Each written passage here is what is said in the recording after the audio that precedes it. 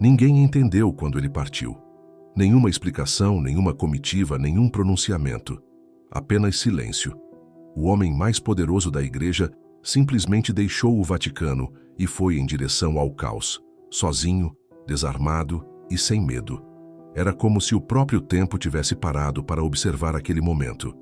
O Papa Leão XIV pisava no coração de uma cidade em chamas, atravessando ruínas, ignorando alertas e ultrapassando fronteiras que nem os generais ousavam cruzar. Quando ele se ajoelhou sobre as cinzas de uma capela destruída, até os soldados pararam de respirar por um instante. Aquilo não era diplomacia. Era fé em carne viva. Ninguém sabia o que o motivava, nem os cardeais, nem os jornalistas, nem mesmo aqueles que o vigiavam à distância com olhos de desconfiança. Mas o que veio depois, ninguém jamais esqueceria. Um bebê resgatado no meio do fogo cruzado. Uma mãe dilacerada por uma escolha impossível. Um general que, tomado pelo peso de suas decisões, buscou confissão no meio da noite. E uma bala. Uma única bala que quase calou para sempre a única voz que ainda ousava falar de paz. Tudo começou com uma carta. Chegou ao amanhecer, nas mãos trêmulas de um jovem padre com o rosto pálido como papel. O Papa abriu o envelope sem pressa, como quem já sabia o conteúdo. Seus olhos percorreram as linhas com uma lentidão solene, como se cada palavra pesasse uma tonelada. Ao terminar, ele apenas se levantou do genuflexório, apertou o crucifixo contra o peito e caminhou até a janela. Lá fora, Roma ainda dormia sob um céu violeta, mas dentro dele a guerra já havia despertado. 3 dias antes, o mundo assistira ao horror recomeçar. Um ataque aéreo em larga escala de Israel sobre instalações nucleares iranianas provocou uma retaliação feroz. Mais de 100 mísseis atingiram Tel Aviv e Haifa. As telas do mundo se encheram de imagens de fogo, prédios desabando e civis cobertos de sangue. Mas Leão não precisava de manchetes. Ele já tinha visto tudo aquilo, não como papa nem como bispo, mas como um menino em Medi, na Colômbia, segurando a mão da mãe moribunda debaixo do teto de uma igreja em colapso. A guerra, a perda, o abandono eram cicatrizes, não conceitos. Naquela mesma manhã, os cardeais se reuniram às pressas em uma sessão privada. Uns protestaram, outros suplicaram. Santidade! O Vaticano é neutro, não é seguro. Um velho arcebispo de Munique chegou a levantar a voz. O Senhor é o vigário de Cristo, não um médico de campanha. Leão os encarou com um olhar pesado como o fim do dia, mas sua voz era cristalina, e Cristo também não era seguro. Mais tarde, sozinho em sua capela privada, ele se ajoelhou pela última vez diante do túmulo de São Pedro. Com as mãos no chão, sussurrou: se o pastor não entra no fogo, quem convencerá as ovelhas a seguir a luz? Do altar, retirou uma pequena caixa de madeira antiga. Dentro, um crucifixo simples, gasto pelo tempo e pelo suor de muitos anos. Era o mesmo que levava escondido na juventude, quando oferecia consolo tanto a soldados quanto a rebeldes. Beijou o objeto com ternura e guardou-o no bolso. A imprensa do Vaticano foi instruída a manter silêncio absoluto. Nenhuma nota oficial. Nenhuma manchete, apenas uma partida discreta por uma pista aérea reservada, sob nuvens carregadas. Quando subia a escada do avião, uma jovem freira o abordou baixinho. O senhor está com medo, Santo Padre? Ele sorriu, mas não respondeu. Apenas olhou para a pista, depois para o céu, e murmurou algo que só os motores puderam ouvir. Aquilo não era uma oração, era uma promessa. Se ao menos uma criança for salva, que minha vida seja o preço. O voo até Tel Aviv foi longo, turbulento como o mundo lá embaixo. Durante todo o trajeto, ele não abriu nenhum documento, não atendeu ligações. Ficou ali de cabeça baixa, olhos fechados e mãos firmemente entrelaçadas no crucifixo. Não estava preparando um discurso, estava ouvindo. Ouvindo aquela mesma voz que um dia chamou Pedro para fora do barco, que o perdoou na margem do lago. Em algum ponto sobre o Mediterrâneo, ele apenas sussurrou: Senhor, faz de mim instrumento da tua dor. E o avião começou a descer. Jerusalém estava ferida. O ar pesava, carregado de sirenes e fumaça. O sol queimava cruelmente sobre um horizonte feito de ruínas. Não havia tapete vermelho, nem cortejo, nem cerimônia. Apenas o choro das crianças e o cheiro de coisas que não deveriam queimar. Os jornalistas, mesmo curiosos, mantinham distância. E ele desceu do avião como se fosse invisível, vestido não de branco, mas de cinza, com uma batina empoeirada, o rosto marcado pelo cansaço e um rosário enrolado firmemente no pulso.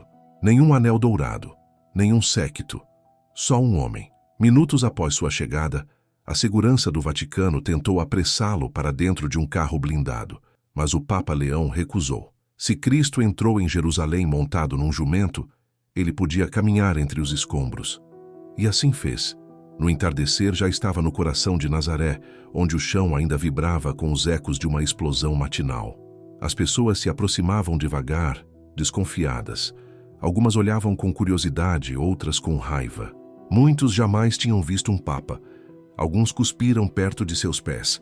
Uma mulher em inglês quebrado gritou: "Sua igreja abençoa a guerra." Ele não respondeu. Apenas se curvou e beijou o chão.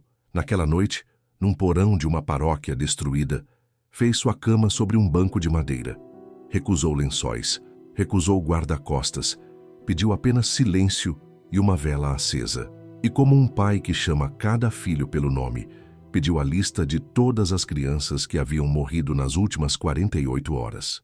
Judeus, muçulmanos, cristãos, um a um, ele sussurrava seus nomes, seguido sempre da mesma palavra: perdão. Quando a meia-noite chegou, suas lágrimas já tinham borrado a tinta do caderno. A vela se consumia, mas a chama em seu peito parecia só crescer. Antes de dormir, abriu sua Bíblia no Evangelho de Mateus e releu mais de uma vez, até que aquela frase se tornasse parte de sua respiração. Bem-aventurados os que promovem a paz, porque serão chamados filhos de Deus. Ele não era ingênuo. Sabia que as bombas voltariam a cair no dia seguinte, mas acreditava com todo o seu ser que um único gesto de misericórdia podia ser mais forte que o aço, que o mundo não precisava de mais discursos, precisava de alguém disposto a sangrar, se fosse preciso, para provar que a paz ainda respirava. Ao fechar as escrituras, sua mão tocou um envelope dobrado, guardado entre as últimas páginas. Uma carta antiga, escrita muitos anos antes em uma capela de hospital, logo depois de segurar uma criança morrendo nos braços, na Colômbia. Ele havia se esquecido daquele papel até aquele momento. A última frase dizia: "Se um dia eu tiver que escolher entre a segurança e a verdade, que eu escolha a verdade, mesmo que isso me custe o fôlego." Do lado de fora, o lamento das sirenes voltou a ecoar. Em algum lugar próximo, uma bomba caiu. A terra tremeu, poeira caiu do teto, mas ele não se moveu. Já estava adormecido, uma mão no crucifixo, a outra sobre o coração. E no breve silêncio entre as explosões, ouviu-se a voz de uma criança em hebraico. Depois, outra, em árabe. Ambas perguntavam o mesmo: por que as pessoas estão morrendo? A resposta viria, mas não em palavras. Não ainda. Na manhã seguinte, o segundo dia em Nazaré começou em meio ao fogo. Sirenes rasgavam o nevoeiro antes mesmo do sol nascer, reverberando entre as pedras rachadas e os telhados em pedaços. O Papa Leão não dormira quase nada. Passou a noite ajoelhado diante de um altar improvisado no porão da igreja, feito de tijolos e uma tábua chamuscada onde repousava um crucifixo, enegrecido, mas inteiro. Lá fora, tanques rolavam pelas ruas. Helicópteros pairavam como abutres. Lá dentro, ele continuava em oração sem palavras, até que o grito veio, agudo, desesperado, quase inumano. Era como se o tempo tivesse parado por um instante, só para que aquele grito fosse ouvido. Agudo, frágil, desesperado. Não havia dúvida, era o som de uma criança. O Papa Leão se levantou de súbito, o coração já correndo à frente do corpo. Um frade franciscano desceu as escadas às pressas, a respiração ofegante e a túnica rasgada. Santo Padre, há uma criança nos escombros perto da padaria. Dizem que já é tarde demais. Mas o Papa não disse uma palavra. Apenas subiu os degraus, passando por rostos assustados, em direção ao calor que ainda escapava do chão. O ar era pesado, com cheiro de pão queimado e metal em brasa. A antiga padaria, que havia pertencido a um casal judeu que fugira 2 dias antes, agora era um amontoado de tijolos partidos e cinzas. Um círculo de pessoas se formava ao redor dos destroços, com olhos entre o medo e a impotência. E então, mais uma vez, o som, abafado, fraco, mas inconfundivelmente humano. Leão XIV caiu de joelhos. Nem pensou. Com as mãos nuas, começou a cavar a poeira quente. Tentaram impedi-lo, seguranças, moradores, até alguns padres, mas ele apenas balançava a cabeça e seguia. Essa poeira, murmurava, já foi paraíso. Deixe-me encontrar o que ainda respira dentro dela. O tempo parecia não existir. Pregos enterraram-se em suas palmas. O suor se misturava à fuligem. E então, debaixo das pedras sujas, ele encontrou uma pequena mão. Tremia. Estava suja de sangue e cinza. Um menino, talvez com 7 ou 8 anos. Ferido, silencioso, mas vivo. O mundo ao redor prendeu o fôlego quando o Papa o ergueu devagar, apertando o corpo magro contra o peito. O menino se agarrou a ele como quem se afoga. Alguém no fundo da multidão sussurrou: "Ele é iraniano." Outro murmurou com amargura: "Filho de espião, não o leve para a igreja." Ouviu-se: "Ele é inimigo." Mas Leão XIV não hesitou. Ajustou o menino nos braços, olhou a multidão de frente e falou com voz mansa, mas firme o suficiente para cortar o silêncio: "Este menino não é iraniano. Não é espião. Não é inimigo. Ele é a razão de eu estar aqui." E então, mais baixo, como quem confessa ao mundo: "Se você não consegue amar uma criança só porque ela respira, sua fé não é fé. É medo vestido com batina." De volta ao abrigo, uma enfermeira examinou o garoto. Ombro deslocado, costelas fraturadas, hematomas incontáveis. Ele não dizia uma palavra, mas também não largava o tecido da batina. Os dedos pequenos, pálidos, agarravam-se àquela roupa como quem segura o fio que o mantém no mundo. Mais tarde, o Papa sentou-se ao lado dele, em um cômodo dos fundos, iluminado apenas por uma vela solitária. A poeira dançava no ar como cinza viva. Ofereceu água ao menino, que permaneceu imóvel, calado. Foi então que Leão notou algo pendurado no pescoço dele. Um medalhão simples, já desgastado. Era Maria, mãe das dores, com lágrimas douradas nos olhos. "Você conhece ela?" perguntou o Papa em voz baixa. O menino olhou para baixo, depois para cima e assentiu com a cabeça. Ainda assim, não disse nada. O Papa então alcançou o bolso e retirou o crucifixo antigo que sempre carregava. Aquele mesmo de madeira gasta pelos anos, pelas perdas, pelas guerras. Colocou-o nas mãos do menino. Carreguei isso pelas selvas, no meio dos tiros, em meio ao medo. Segurei firme quando perdi minha mãe, quando pensei que Deus tinha nos esquecido. Pausou e completou: "Mas ele não esquece, nunca esquece." O garoto não respondeu, mas também não soltou o crucifixo. Algumas horas depois, autoridades locais chegaram. Haviam ouvido rumores de que o Papa estava abrigando uma criança iraniana. À frente do grupo, uma mulher de postura rígida e cheia de medalhas no peito fez questão de deixar claro: "Santo Padre, o senhor pode não perceber, mas esse menino pode ser perigoso. Não podemos permitir que a emoção ofusque o julgamento." Leão se levantou devagar, as vestes ainda cobertas de poeira, as mãos mal enfaixadas. "Que julgamento é esse?" perguntou com serenidade. "Agora pesamos a vida de uma criança na balança da suspeita? É isso que a guerra nos ensinou? Que a inocência é algo negociável?" A mulher insistiu. "Ele pode ter informações. De onde veio? Quem o enviou?" O Papa a interrompeu com os olhos firmes. "Ele foi enviado pela dor. E a dor não carrega passaporte." O silêncio pairava como uma sentença não dita, até que ele avançou sem pedir licença, pousando suavemente a mão sobre o ombro da oficial. "Você pode escolher ver um inimigo. Eu escolho ver Cristo." E foi ali que a tensão se desfez, ainda que não em palavras. Naquela noite, o menino dormiu ao lado do Papa, encolhido sob um cobertor, deitado junto ao altar. Não falava, mas já não tremia. A respiração era calma e a pequena mão seguia apertada em torno do crucifixo.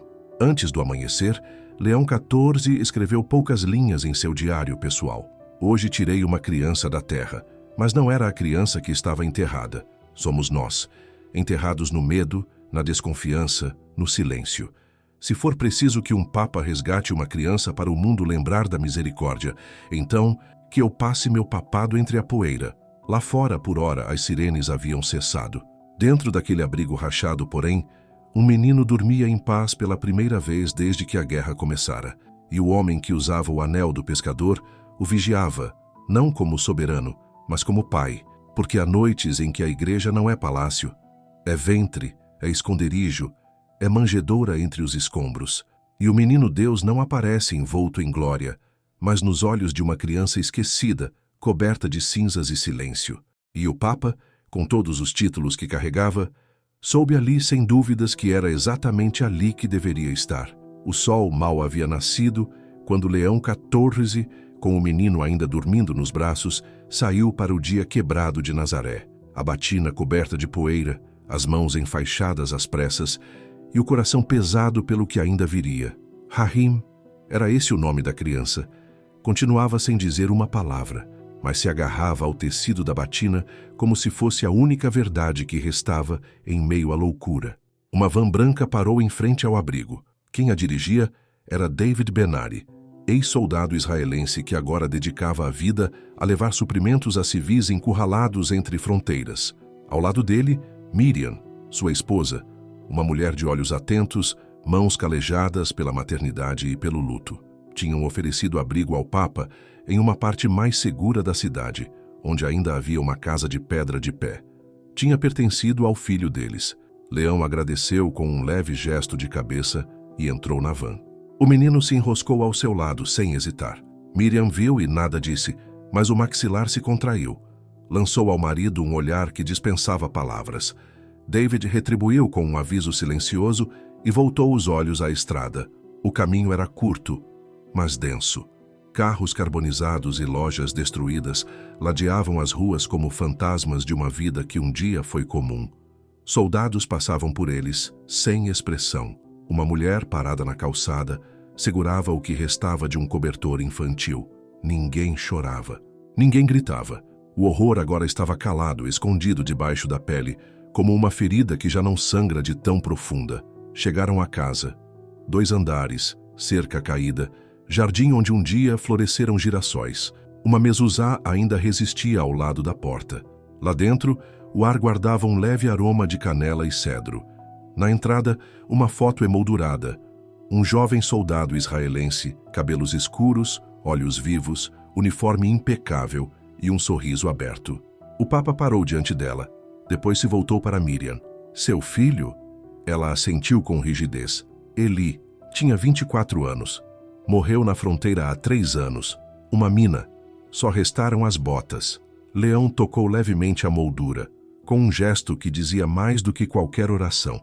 Ele tocou levemente a moldura da fotografia, como quem reconhece uma história que não é sua, mas que poderia ser, que a memória dele seja uma bênção. Miriam forçou um sorriso, mas não disse nada. David conduziu o Papa até o andar de cima, onde havia um pequeno quarto de hóspedes. Na parede, ainda pendia um crucifixo de madeira deixado por voluntários cristãos que, anos antes, usaram aquele espaço em missões de ajuda humanitária. Leão colocou Rahim com cuidado sobre a cama.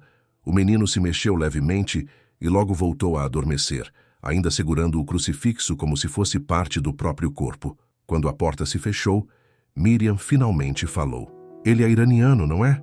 O ambiente ficou suspenso por um instante. David respondeu com cautela. Ele é só uma criança, Mir. Não, ela rebateu com a voz mais firme. Ele é um deles, dos que bombardearam Tel Aviv, dos que mataram o Eli. E a gente deixa ele dormir no quarto dele. Leão deu um passo à frente. Falou com serenidade, sem vacilar. Ele não foi quem matou seu filho. E o senhor sabe, ela disparou. Sabe o que é segurar as plaquinhas de identificação do seu filho e imaginar se ele gritou antes de morrer? Sabe o que é ver o rosto dele sumir no noticiário, substituído por escombros? O Papa permaneceu imóvel. Eu sei. Miriam piscou surpresa. Como? Eu sei o que é enterrar um pai antes mesmo de entender o que é a morte. Sei o que é ver amigos desaparecerem por ousarem falar de paz onde a guerra tem raízes. Já vi irmãos se matarem com a Bíblia nos lábios. Não me diga que eu não conheço a dor. Os olhos dela se encheram, mas ela conteve as lágrimas. E mesmo assim o Senhor o protege. Eu protejo o que ainda nos resta de humano, respondeu ele com suavidade. Não posso trazer seu filho de volta. Não posso apagar o mal que atravessou sua casa, mas posso escolher não repetir isso. Miriam virou-se, as mãos tremendo. Eu não odeio ele. Só não sei como amá-lo. O Papa se aproximou um pouco mais. Isso já é o suficiente, sussurrou. Deus sabe o que fazer com isso. Naquele fim de tarde, quando o sol se escondia atrás dos montes quebrados, os três subiram ao terraço. Sentaram-se em silêncio. Rahim tinha comido. Pouco, mas suficiente. David lhe deu um suéter velho que pertencera a Eli. Era grande demais, mas o menino o envolveu ao corpo como uma armadura. Quando a noite caiu, o Papa perguntou se aceitariam rezar com ele. Miriam hesitou. Não rezo desde o enterro. Então, talvez hoje seja um bom dia para recomeçar. E assim formaram um pequeno círculo. Um ex-soldado, uma mãe enlutada, um menino ferido e um velho de batina empoeirada. A oração foi simples, sem fórmulas, sem floreios, apenas silêncio, respiração e 3 palavras sussurradas. Senhor, tem piedade. Quando se preparavam para entrar, Rahim fez algo inesperado. Caminhou até a foto de Eli, parada sobre o aparador perto da escada. Tocou de leve o vidro com os dedos. Depois tirou algo do bolso. Uma pulseirinha de barbante, com pequenas contas azuis. Colocou-a cuidadosamente sob a moldura e deu um passo para trás. Miriam ficou imóvel. Levou a mão à boca. De onde ele tirou isso? Perguntou, a voz falha. David respondeu devagar. Acho que ele mesmo fez. Ela não conseguiu falar. Caminhou até a cozinha, apagou a luz e ficou ali, em silêncio, com as mãos apertadas sobre o peito. O Papa permaneceu no topo da escada, com os olhos fixos na pulseira. Naquele instante, não houve tratados assinados. Nenhuma trégua foi anunciada. Mas algo se moveu, não no mundo, no que ainda havia de vivo no coração. E para Leão XIV, aquilo era o início de tudo. A explosão veio logo após o amanhecer. Um estrondo sacudiu as janelas da casa dos Benari, derrubou um copo da mesa e levantou poeira do teto. O Papa já estava desperto, sentado próximo à cama de Rahim, com o livro dos Salmos aberto no colo. Quando a terra tremeu, o menino se virou e agarrou o crucifixo preso ao punho. Leão se levantou devagar e caminhou até a janela, na direção do barulho. No horizonte, colunas espessas de fumaça negra se erguiam do leste. O fogo vinha da capela comunitária, o pequeno santuário interreligioso que ele ajudara a consagrar apenas 2 dias antes. Havia sido construído dentro de uma escola bombardeada, com telhado de lona e paredes improvisadas. As paredes da capela ainda fumegavam quando ele chegou. Era um lugar simples, erguido dentro das ruínas de uma escola bombardeada, com teto de lona e muros improvisados. Mas ali havia algo sagrado, não porque fosse luxuoso, mas porque abrigava um pedaço de esperança. Textos das 3 grandes fés estavam escritos ali, lado a lado. Judeus, cristãos e muçulmanos tinham encontrado, mesmo que por breves momentos, um solo comum onde podiam se ajoelhar, chorar e respirar. Agora, tudo ardia em chamas. O Papa não disse nada. Segurando a mão de Rahim com firmeza, desceu as escadas da casa. Miriam os esperava na porta, pálida, com um terço antigo entre os dedos, o mesmo que não tocava há anos. Dizem que foi intencional, sussurrou, com a voz embargada. Encontraram um galão de combustível perto do altar e deixaram um bilhete. Estava escrito em hebraico: não há paz com assassinos. David apareceu logo depois, já pronto para sair. Podemos levá-lo até lá, Santidade, mas o clima está tenso. Há multidões reunidas. O Papa apenas assentiu. Então precisamos chegar antes que os gritos se transformem em pedras. A viagem até a capela foi curta, mas cada esquina parecia conter um risco. Viaturas bloqueavam as ruas, afastando curiosos e desordeiros. Mas ao verem o pequeno brasão do Vaticano, discretamente costurado no ombro da jaqueta de David, abriram passagem. À medida que se aproximavam, o cheiro de madeira queimada e plástico derretido tomava o ar. Um grupo já se formava diante do local. Civis, soldados, jornalistas e muitos homens segurando cartazes e palavras afiadas. Alguns exibiam fotos de vítimas recentes. Outros falavam de traição, de falsa paz, de fraqueza disfarçada de compaixão. Leão XIV desceu do veículo sozinho. Não levantou as mãos. Não falou. Caminhou devagar, atravessando a fumaça, até alcançar a entrada destruída da capela. O que antes fora uma porta, agora era apenas um arco negro de pedra queimada. Lá dentro, os bancos haviam virado cinzas. O altar desaparecera sob as chamas. O crucifixo que costumava pendurar na parede estava caído, soterrado sob vigas retorcidas. E mesmo assim, ele entrou. Ninguém ousou segui-lo. Por longos minutos, ajoelhou-se em silêncio no centro do que restava. Sua batina encostava na fuligem, mas ele não se importava. As mãos, manchadas de cinza, começaram a revirar os escombros com delicadeza. Entre restos e fragmentos, encontrou um canto de pergaminho com escritura hebraica, uma página queimada do Alcorão, o cabo derretido de um turíbulo. E então, perto do que fora o altar, viu algo quase intacto, um pequeno crucifixo de latão. As bordas estavam chamuscadas, mas a imagem de Cristo ainda estava ali, braços abertos, cabeça inclinada. O Papa o segurou contra o peito. Lá fora, a fumaça continuava subindo.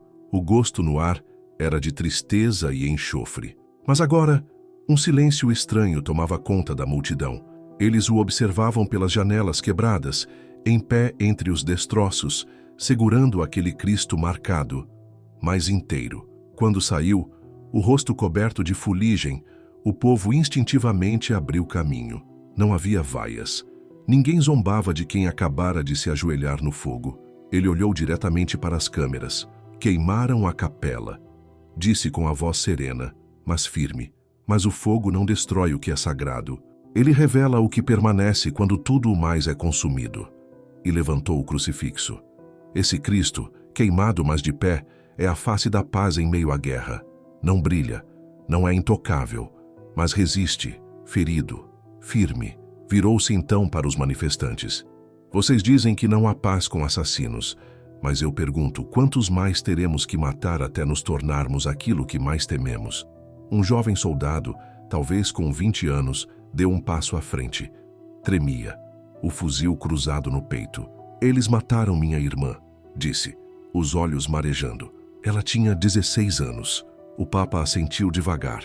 E nada do que eu disser vai trazê-la de volta. Mas posso dizer uma coisa. A guerra não vai acabar quando todos os inimigos estiverem mortos. Ela vai acabar quando um único homem tiver coragem de amar alguém que tem todos os motivos para odiar. Ninguém aplaudiu.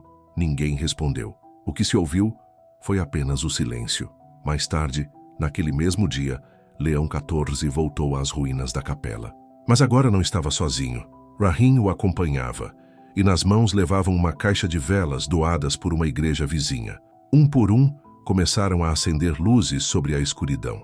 David estava com eles, e para surpresa de todos, Miriam também. As velas foram acesas uma a uma, colocadas sobre o altar em ruínas como pequenos gestos de resistência. Aquilo já não era mais um templo de pedra, era um lugar de memória. O fogo ainda rondava o ar. O cheiro de cinzas se misturava com o silêncio respeitoso de quem sabia que havia algo sagrado acontecendo ali. Rahim, com movimentos calmos, acendeu a última vela. E então, pela primeira vez, falou uma única palavra, quase um sussurro. Imã. Era suave, fraca, mas todos ouviram. Miriam, surpresa, perguntou o que ele dissera. O Papa sorriu. Em árabe, significa fé. Naquela noite, ao lado da lareira apagada, com o crucifixo chamuscado entre as mãos de uma criança, Leão XIV escreveu em seu diário: a capela queimou, mas das cinzas, uma criança disse fé, e isso basta. Enquanto Rahim se encolhia próximo ao fogo, Miriam lhe trouxe uma toalha quente. David cuidava da água para o chá, e o Papa ficou ali, sozinho por um tempo, olhando para as estrelas através da vidraça rachada. Pensava em Pedro, andando sobre as águas, cambaleante, mas indo mesmo assim. Pensava em Elias, que só ouviu Deus no sussurro do vento. E então ele mesmo sussurrou: Senhor, eu te vejo nas cinzas, que elas se tornem o solo da paz. A batida veio pouco antes da meia-noite. 3 toques suaves na porta da pequena casa paroquial, tão leves que não acordariam uma criança. Mas Leão já estava desperto, sentado à luz bruxuleante de uma lamparina, relendo a parábola do filho pródigo em uma Bíblia em espanhol. Seu polegar repousava sobre a palavra compasión, Fechou o livro com calma e se levantou. Do lado de fora, um homem alto esperava, vestido como civil, o rosto escondido pelo capuz e pelo peso da noite. Bastaram algumas palavras para revelar sua origem. Iraniano, sim, mas de fala refinada, educada, com um inglês carregado, porém seguro. Disseram que o senhor veria qualquer um. O Papa abriu mais a porta. Se Deus não fecha a porta a um coração ferido, por que eu fecharia? O homem entrou sem dizer mais nada. Seus olhos vasculharam o ambiente como quem calcula saídas e pontos vulneráveis. A postura era rígida, quase militar. Leão ofereceu-lhe uma cadeira. Ele recusou de início, mas depois, hesitante, sentou-se. Não sei por que vim, começou ele, mas algo me disse que eu precisava vir. O Papa assentiu. Quando o coração começa a doer por causa do silêncio, geralmente é o Espírito Santo batendo. Houve uma pausa longa. O homem abaixou o capuz. Leão o reconheceu imediatamente, não pelo nome, mas pelo rosto. Tinha visto aquele olhar nos noticiários, estampado nas manchetes do mundo. Era o general Far Naduri, estrategista envolvido na retaliação iraniana, acusado de ordenar o ataque a uma estação médica nos arredores de Haifa. O Papa não se mexeu. Apenas repetiu o gesto em direção à cadeira. Desta vez, o general sentou-se lentamente. Vi o senhor hoje na capela destruída, disse ele com a voz mais baixa. Já vi padres rezarem sobre túmulos, nunca sobre fogo. Leão repousou as mãos no colo, com as palmas viradas para cima. O fogo fala mais alto que o túmulo. O túmulo é o fim. O fogo ainda queime. Os lábios do general se moveram, talvez num sorriso, talvez em arrependimento. Não vim aqui para ser perdoado. Que bom, respondeu o Papa com serenidade. Não sou eu quem perdoa. Far olhou para baixo. Depois voltou o olhar para o alto. Fui eu quem deu a ordem. Não era preciso perguntar qual. Estava nos olhos dele. Eu sabia que havia crianças naquele local. Mas meus conselheiros garantiram que o prédio estava sendo usado para armazenar armas. Hesitei por horas, mas no fim, assinei. Era estratégia. Um cálculo necessário. Parou por um momento. Depois enfiou a mão no bolso interno da jaqueta e puxou uma fotografia gasta. Nela, uma menina de não mais de 10 anos, deitada em uma cama de hospital, enfaixada, os olhos arregalados, como quem tenta lembrar do mundo antes da dor. Ela não morreu, disse ele, mas perdeu a família, as pernas, o riso. Estendeu a foto. O Papa a recebeu com cuidado e a observou por um longo tempo. Depois colocou-a sobre a mesa e voltou-se ao general. Por que agora? Perguntou com delicadeza. Far engoliu em seco. Porque eu simplesmente não sei como continuar vivendo sabendo que fui eu. Eu durmo com os olhos dela me olhando nos sonhos. Eu como e fico imaginando o que ela teria gostado de saborear. Quando rio, sinto que estou roubando algo que deveria ter sido dela. Leão perguntou se ele já havia contado isso a alguém. Far balançou a cabeça. No meu mundo, isso é fraqueza. Essas coisas a gente enterra. E na sua alma, o Papa perguntou com suavidade. A voz do general falhou. Lá dentro, não está enterrado. Está apodrecendo. Leão se levantou, foi até um armário e voltou com uma pequena bacia de bronze com água e um pano branco. Colocou-os diante de Far. Isso não é um ritual. Não é magia. Mas há muito tempo um homem se ajoelhou para lavar os pés daqueles que o traíram. Um deles o vendeu. O outro chorou e voltou. Eu não sei qual dos dois você é. Far ficou olhando a bacia em silêncio. Depois, lentamente, tirou as botas. Leão se ajoelhou. A sala ficou mergulhada num silêncio profundo, quebrado apenas pelo som suave da água tocando o metal. O Papa molhou o pano e começou a lavar. Os pés de Far estavam calejados, a pele grossa e rachada por anos de deserto e comando. Mas as mãos de Leão se moviam com cuidado, com reverência. Ao limpar o segundo pé, uma lágrima caiu do rosto de Far e atingiu a mesa com um som que talvez só Deus tenha escutado. Quando terminou, Leão se levantou e olhou nos olhos dele. A justiça pertence a Deus, mas a misericórdia é o escândalo do céu. Você acha que não a merece. E tem razão. Nenhum de nós merece. É isso que a torna tão bela. Far permaneceu imóvel, como se algo dentro dele tivesse rachado, não para destruí-lo, mas para deixar a luz entrar. Eu não posso desfazer o que fiz. Ele sussurrou. Não, respondeu o Papa. Mas você pode escolher o que vai fazer a partir de agora. Far se levantou devagar, guardou a fotografia no bolso interno da jaqueta e assentiu, sem dizer mais nada. Não agradeceu. Não conseguia. Apenas tirou do bolso uma insígnia militar desgastada, colocou-a sobre a mesa e saiu, desaparecendo na noite. Leão o observou partir, depois olhou para a bacia. A água agora estava cinzenta, manchada de poeira e dor. Pegou a foto que o general havia deixado e a colocou no parapeito da janela, ao lado de uma pequena imagem de Maria.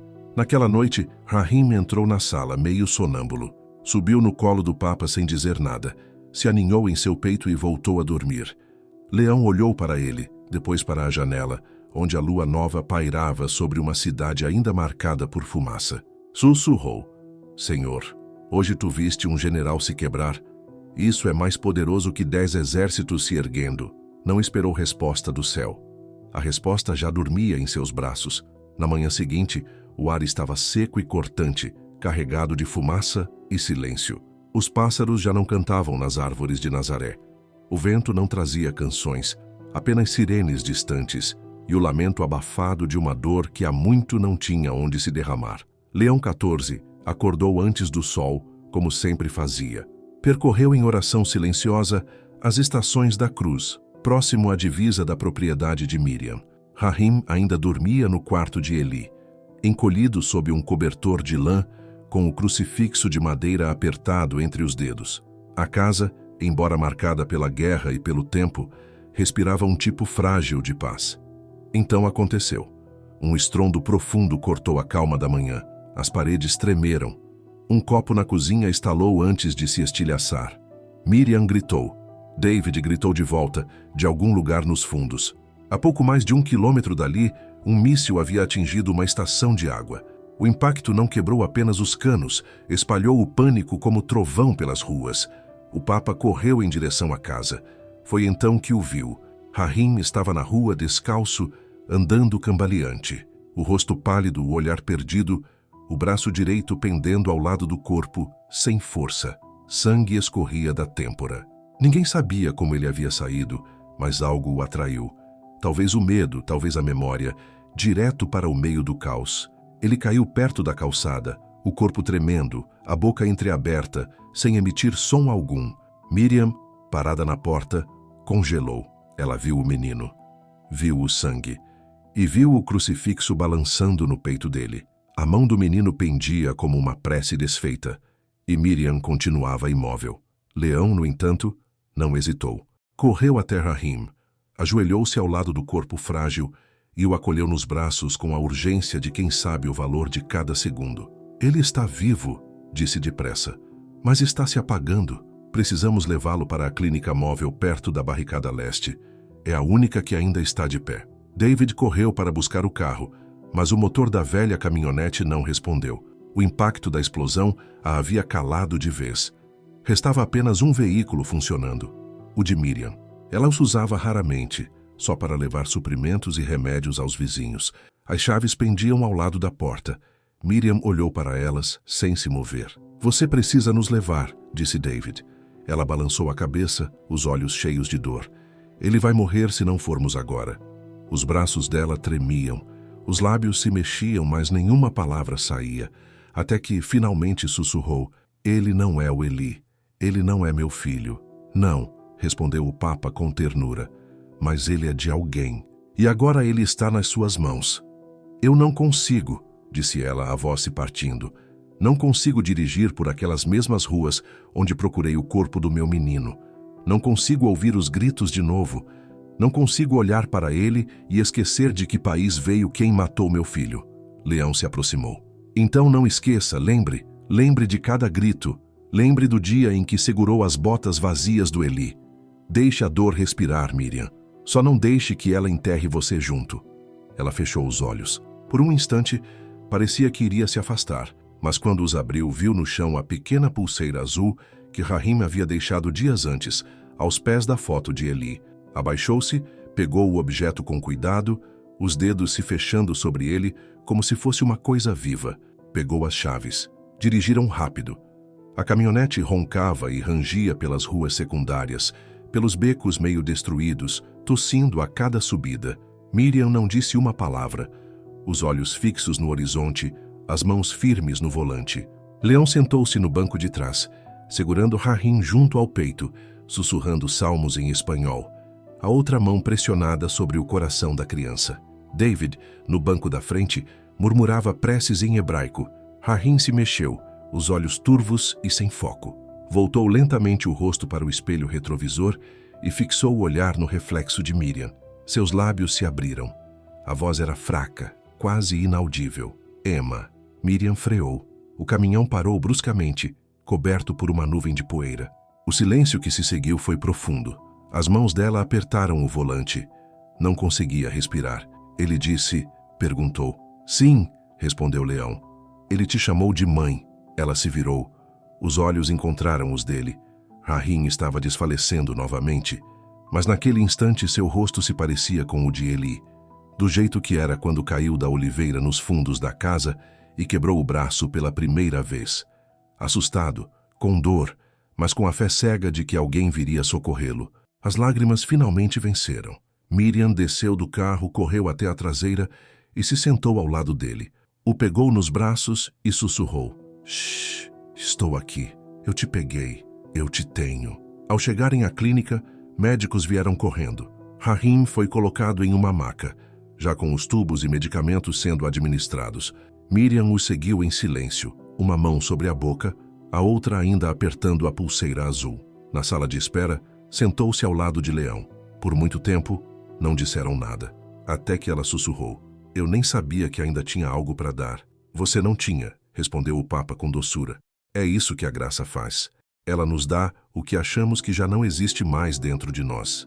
Ela olhou para as mãos. Você acha que Deus me perdoou por ter hesitado? Leão sorriu. Ele perdoou Pedro por negá-lo 3 vezes. Acho que ele consegue entender uma mãe que precisou de um único fôlego para escolher amar.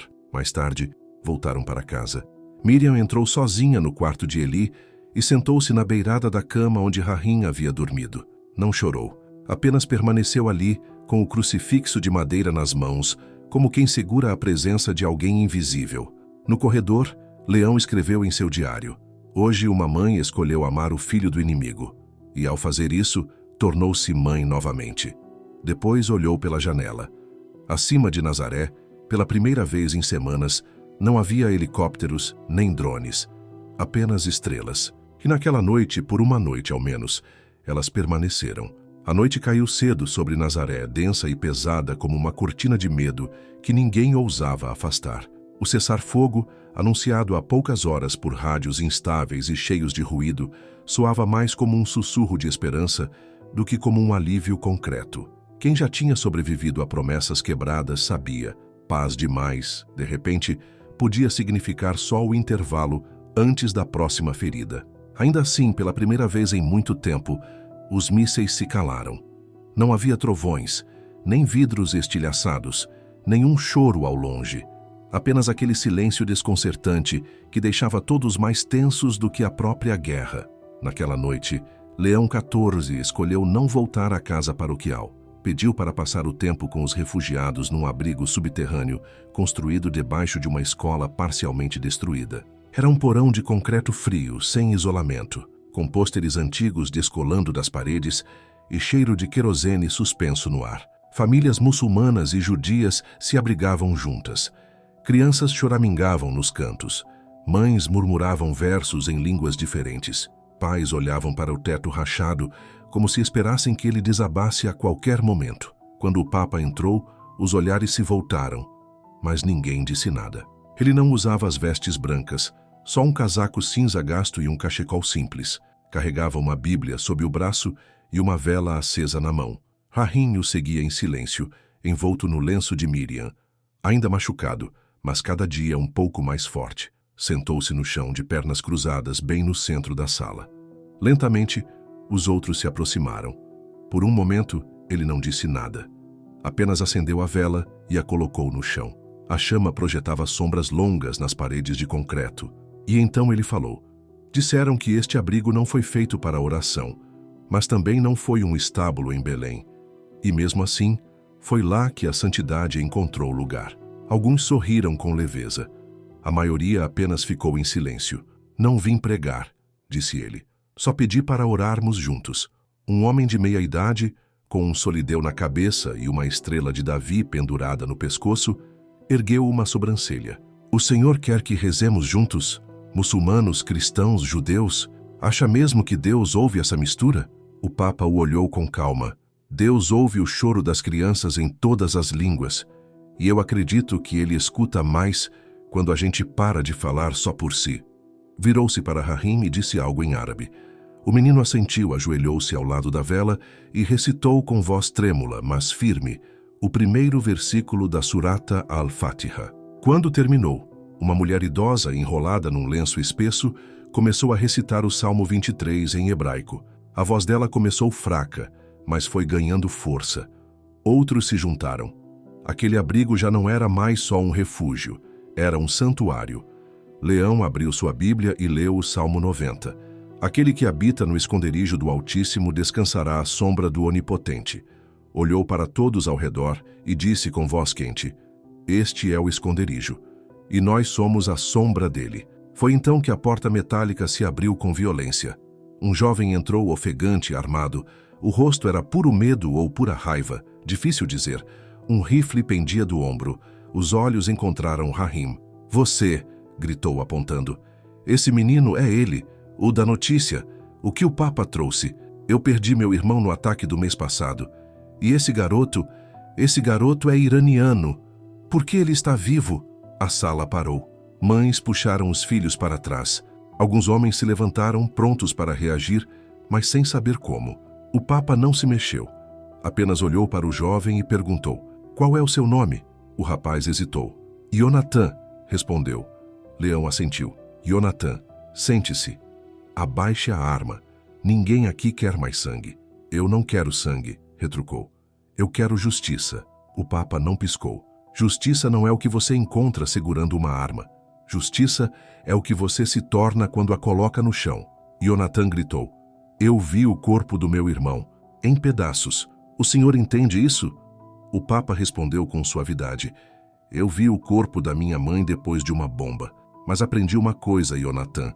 Dor que não é curada vira fogo. E o fogo não queima só o inimigo. Queima a casa, queima a alma. O rifle tremia nas mãos de Yonatan. A respiração dele se descompassava. Rahim, que havia se escondido atrás do casaco do Papa, deu um passo à frente. Disse uma palavra. Desculpa. Era um inglês quebrado, mas congelou a sala. Desculpa, repetiu. Eu não fiz isso. Yonatan olhou para ele. Algo dentro dele quebrou. O rifle caiu no chão, fazendo um som que ecoou como um tiro sem bala. Ele caiu de joelhos. Leão se levantou devagar e colocou uma mão no ombro de cada um. Hoje, disse, um inimigo escolheu não matar, e uma criança escolheu falar. Isso não é fraqueza. Isso é força maior que qualquer exército. Alguém começou a chorar. Outro começou a cantarolar. E então uma menina, israelense, não devia ter mais que 9 anos, começou a cantar. A melodia era antiga, as palavras simples. Shalom, shalom, paz. As vozes se uniram.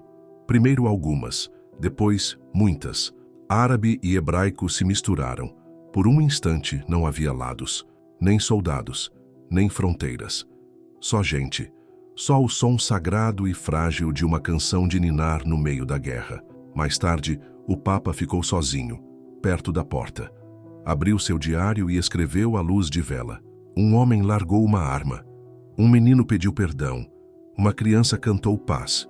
Hoje, o reino de Deus não veio em trovões, veio em sussurros, e naquele abrigo, sob concreto e medo desbotado, subiu uma oração sem idioma, mas plenamente compreendida no céu. Foi Miriam quem atendeu à porta. A batida tinha sido suave demais para um soldado, tímida demais para um vizinho. Ela estava na cozinha, secando uma panela, cantarolando uma canção de ninar antiga que não entoava desde Eli. Seu filho era pequeno. David cortava lenha nos fundos. Rahim brincava com pedras coloridas perto da janela. A casa estava calma, em paz, até o som. Ela foi até a varanda. No começo, não reconheceu. O homem à sua frente era magro, envolto num casaco empoeirado, o rosto coberto pela barba e pelo sol, os olhos fundos, os ombros curvados, como quem não se erguia havia anos. Mas então ele falou. Ela deixou a panela cair. O vidro se quebrou por dentro. Os joelhos cederam. Ela se agarrou ao batente da porta, o coração tropeçando no peito. Eli, a voz dela saiu fraca, trêmula. Eli, é você? Ele assentiu, os olhos já marejados. Eu não sabia para onde mais ir. David apareceu segundos depois. Travou ao vê-lo. Depois, sem uma palavra, correu e o envolveu num abraço tão forte que parecia tentar impedir o tempo de passar. Miriam os alcançou. Os braços tremiam. O coração explodia. O rosto colado no ombro do filho. O menino que haviam enterrado na memória agora estava ali, em carne viva, respirando. Mas a alegria deu lugar à inquietação. Eli não falava muito naquela primeira noite. Eli caminhava pela casa como quem se move entre ruínas invisíveis. Cada barulho mais alto o fazia estremecer. Ele parava diante de sombras como se esperasse que elas falassem. E quando Rahim entrou no cômodo, ele congelou. Mas o menino o olhou com curiosidade. Não com medo, mas com reconhecimento. Então Eli sorriu de leve e disse algo em farsi. Rahim respondeu com um pequeno sorriso e estendeu a mão. Miriam observava em silêncio. Mais tarde, perguntou a David o que Eli havia dito. Ele demorou para responder. Ele disse, "Você está seguro agora, irmãozinho." Naquela noite, quando o Papa retornou de uma reunião com líderes humanitários locais, Miriam lhe contou sobre a chegada de Eli. Leão não disse nada. Apenas entrou no quarto onde o rapaz estava, sentado à janela, olhando para a escuridão. Sentou-se ao seu lado. "Você veio de longe", disse com calma. "Não tenho certeza de onde vim", respondeu Eli. "E não sei para onde vou." "Então você está exatamente onde precisa estar." Eli virou o rosto. "Por que o senhor não tem medo de mim?" Leão olhou fundo nos olhos dele. "Porque Cristo não teve medo do túmulo. Ele entrou nele para que ninguém precisasse permanecer lá sozinho." Eli baixou os olhos para as próprias mãos. "Disseram que eu tinha morrido, e em parte acho que é verdade. Não me sinto mais como Elliot. Não sei mais quem sou. E quem você sente que é agora?" Houve um silêncio. Quando me atravessaram a fronteira, as pessoas que me encontraram foram gentis. Pensaram que eu era iraniano. Eu não falava, não lembrava quem era. Me deram comida, um nome novo. Significa fiel. Vivi entre eles por meses. Aprendi suas orações, suas palavras. Esqueci o hebraico. "Esqueceu de si mesmo?" perguntou o Papa. Eli assentiu. Leão colocou uma mão em seu ombro. "Às vezes, precisamos esquecer quem fomos para nos tornarmos quem devemos ser." Os olhos de Eli se encheram. "Minha mãe me olha como se eu fosse um estranho. Ela te olha como uma mãe que vê o filho voltar da morte." "E o Rahim?" Eli hesitou.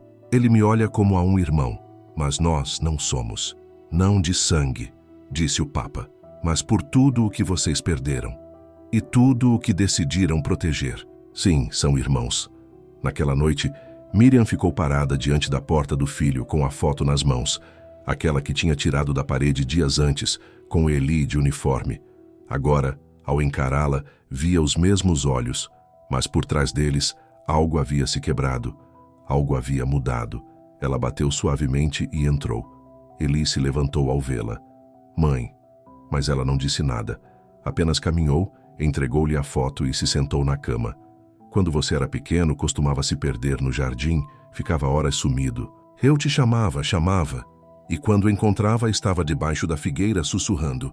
Você me dizia que estava conversando com os anjos." Eli sorriu, quase imperceptível. "Eu achava você estranho", continuou ela, "mas agora eu entendo. Você não estava perdido. Você estava esperando." Eli sentou-se ao lado dela. "Eu não sei mais como ser seu filho." Ela pegou sua mão. "Então seja irmão do Rahim. Isso já é suficiente." Na manhã seguinte, Eli e Rahim brincavam no quintal. Desenhavam linhas na terra, construíam muros de pedra e depois os derrubavam juntos entre risos. David os observava da varanda. Virou-se para Leão. "Você acha que isso é real ou só um momento frágil antes do mundo se quebrar de novo?" O Papa bebeu um gole do chá. "Toda a paz é frágil, mas só se torna real quando alguém escolhe protegê-la. Esses meninos, um perdido, o outro poupado, estão construindo algo mais forte que muros. David olhou para eles. Perdão. Não, disse Leão. Pertencimento. Naquela noite, quando todos dormiam, o Papa escreveu em seu diário: os mortos podem voltar, nem sempre para quem eram, mas para quem nasceram para ser. E quando uma mãe escolhe o amor em vez da lembrança, e um filho escolhe a misericórdia em vez da culpa, a casa volta a ser um lar. Sob o céu ainda ferido pela guerra, 2 meninos dormiam sob o mesmo teto. Um que havia se perdido, outro que jamais fora encontrado. Entre eles, um crucifixo repousava na mesinha de cabeceira, ainda quente do toque de ambos. As ruínas da capela ainda cheiravam a cinza e saudade. Mas o povo se reuniu mesmo assim. Já se passavam dias desde que o cessar-fogo se mantinha e, pela primeira vez em semanas, famílias caminhavam pelas ruas sem olhar para o céu. Não havia garantias, só esperança, vestida de silêncio. Leão XIV havia pedido um encontro, não para consagrar um novo templo, nem para comemorar um fim, mas para permanecer juntos diante do que sobrou. O convite era simples: venham, lembrem, rezem. Pela manhã, começaram a chegar muçulmanos, judeus, cristãos, homens com chales de oração, mulheres de hijab, um garoto com o terço na mão, uma menina segurando uma vela. Sem faixas, sem slogans, apenas passos silenciosos sobre as pedras partidas. O Papa estava onde um dia existira o altar, atrás de uma mesa de madeira reaproveitada, coberta por um linho costurado por Miriam e outras mães, de ambos os lados. O crucifixo queimado, ainda escurecido pelo fogo, repousava no centro. Eli e Rahim estavam na frente, ombro a ombro, quietos, atentos. David se postava ao lado, mãos cruzadas nas costas. Miriam acendeu uma lamparina. Não havia microfones, nem música grandiosa. Apenas vento, respiração e o eco de um luto que finalmente podia respirar. Leão deu um passo à frente. A voz era baixa, mas cada palavra tinha peso. Não nos reunimos porque o mundo fez as pazes. Nos reunimos porque ainda acreditamos que ele pode fazer. Não por decretos, nem pela força, mas pela escolha de cada alma que se recusa a deixar o ódio decidir quem merece ser amado. O vento mudou. Uma pomba pousou num muro em ruínas. Vi uma mãe abraçar o filho do inimigo. Vi um general lavar a culpa com lágrimas, não com sangue. Segurei uma criança cujo país foi amaldiçoado, mas cujo coração ainda abençoava. E ouvi o silêncio virar canto. Isso, meus irmãos, é o som do reino de Deus, que não chega em triunfo, mas em tremor. Alguns assentiram, outros choraram. Leão ergueu o crucifixo queimado. Isso não foi queimado em derrota. Foi batizado em sofrimento e ainda está de pé. Então veio o disparo. Um estalo cortou o ar. A pomba fugiu. O crucifixo caiu. Por um segundo ninguém se mexeu. Então o Papa cambaleou. Não gritou, não caiu. Deu um passo para trás, levou a mão ao peito. O rosto empalideceu. Houve gritos. David correu, segurou-o antes que caísse de joelhos. O sangue se espalhou pelo linho como uma rosa desabrochando na neve. Chamem ajuda, alguém gritou. Rahim ficou paralisado. Eli segurou sua mão. Miriam cobriu a boca. A segurança se moveu. Uma pequena multidão agarrou o homem perto do muro. Uns 30 anos, barba por fazer, olhos em fúria. A arma improvisada caiu no chão. Ele é um traidor, gritava. Protege assassinos. Mas o Papa ergueu a mão, fraca. Parem, disse com dificuldade. Tudo congelou. Eu conheço ele, sussurrou Leão ofegante. Não sei o nome, mas conheço a dor. Os guardas hesitaram. A multidão recuou. O Papa olhou diretamente para o atirador. O peito dele subia e descia. Raiva ou medo, ou ambos. Eu te perdoo, disse o Papa. Antes que qualquer outro decida o que fazer com você, deixe que eu seja o primeiro. O homem o encarava sem acreditar. Mas você nem me conhece. Mas eu sei o que é querer ter alguém para culpar. A voz de Leão ainda era serena. Eu sei como é perder tanto que a misericórdia parece traição. E sei disso. Sua bala não é o fim de nada. Aquilo não era o fim de nada. Era o começo de uma cura, se ele assim permitisse. As lágrimas invadiram os olhos do homem, e ele caiu de joelhos. O Papa Leão XIV então se entregou completamente ao cansaço, mas não em agonia. Dobrou-se como alguém que se curva em reverência. David e um socorrista o ergueram com delicadeza, deitando-o sobre uma maca. Rahim correu até ele. O Papa, com a voz fraca, sussurrou: Fique aqui. Construa o que eu não poderei terminar. O menino assentiu, as lágrimas escorrendo silenciosamente. Antes de ser levado, Leão virou o rosto uma última vez para a multidão. Sua voz era frágil, mas clara. Que este dia não seja lembrado pelo disparo, mas pelo perdão. E então foi embora, carregado sob o céu aberto. As pessoas permaneceram. Alguém recolheu o crucifixo. Outro começou a cantar, não com força ou euforia, mas com uma voz só, suave, arrastando uma melodia mais antiga que a guerra, mais antiga que o ódio. Outros se uniram um a um em línguas diferentes, mas em harmonia, imperfeita, mas comovente. Naquela noite, a veste manchada de sangue do Papa foi dobrada e colocada sob o crucifixo escurecido nas ruínas da capela. O atirador, agora sem fúria, sentou-se ao lado de um sacerdote e chorou, ainda sem julgamento, apenas oração. No hospital, sob luzes tênues, Leão XIV recitou em voz baixa um salmo ao teto. Ainda que eu ande pelo vale da sombra da morte, não temerei mal algum. Fez uma pausa e sorriu, porque o amor ainda habita aqui. O sol nasceu suave sobre Nazaré, banhando a cidade marcada com uma luz que parecia quase sagrada. Depois de semanas de escuridão, medo e fogo, o céu agora trazia apenas pássaros e silêncio. Sem sirenes, sem fumaça, só um suspiro contido sobre os telhados. O cessar-fogo durava 7 dias. Ninguém ousava falar em voz alta, mas a esperança começava a pousar, feito o orvalho da manhã. No centro da cidade, onde a capela havia queimado, mãos voltaram a construir, não com máquinas nem planos oficiais, mas com martelos emprestados de vizinhos e tijolos salvos dos escombros. A fundação foi limpa por voluntários, judeus, muçulmanos, cristãos, lado a lado, sem ordens, sem chefes. Não reconstruíram como era. Fizeram novo. Paredes mais amplas, arcos abertos, espaço para tapetes e bancos.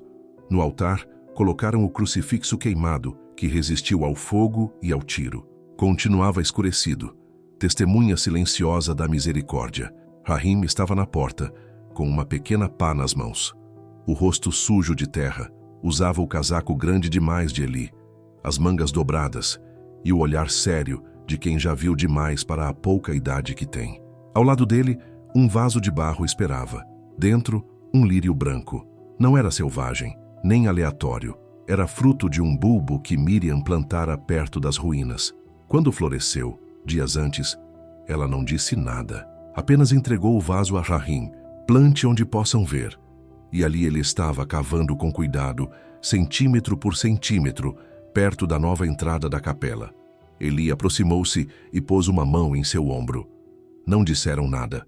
Não precisavam. A flor brotava entre eles de silenciosa, no exato lugar onde o sangue um dia molhara a terra. Do outro lado da praça, uma multidão começava a se formar. Não por cerimônia, mas porque a notícia havia se espalhado. O Papa estava voltando. Sobreviveu ao disparo. Por pouco. O ferimento atingiu fundo, mas não tocou o coração. Os médicos chamaram de milagre. O Vaticano pediu sua volta imediata a Roma. Ele recusou. Um pastor não abandona o rebanho enquanto ele ainda está se curando. Então prepararam um retorno discreto. Uma ambulância simples, sem comitiva, sem discursos. Apenas um homem de branco, agora mais magro, apoiado em uma bengala, mas com o mesmo sorriso de sempre. Ao entrar na praça, o silêncio se fez. Caminhava devagar, amparado por David. Miriam observava mãos juntas no peito. O Papa parou à frente da nova capela. Olhou cada pedra, cada mão que a colocara ali. Depois, abaixou-se com esforço, ajoelhou-se diante do lírio e tocou as pétalas com os dedos. Uma flor nas cinzas. Rahim deu um passo. Plantamos para o Senhor. Leão sorriu. Não, meu filho. Vocês plantaram para o mundo. Levantou-se e se voltou para a multidão. Esta capela não é apenas um lugar de oração. É um lugar de lembrança, de perdão, de recomeço. Sua voz agora mais firme. Tentaram matar o amor. E o amor sangrou. Sim, mas não morreu. O amor se levantou. O amor voltou.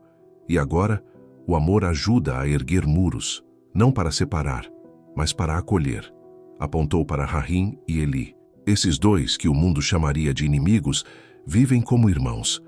Não por tratados, mas por lágrimas, por perdão. Fez uma pausa e deixou o silêncio respirar.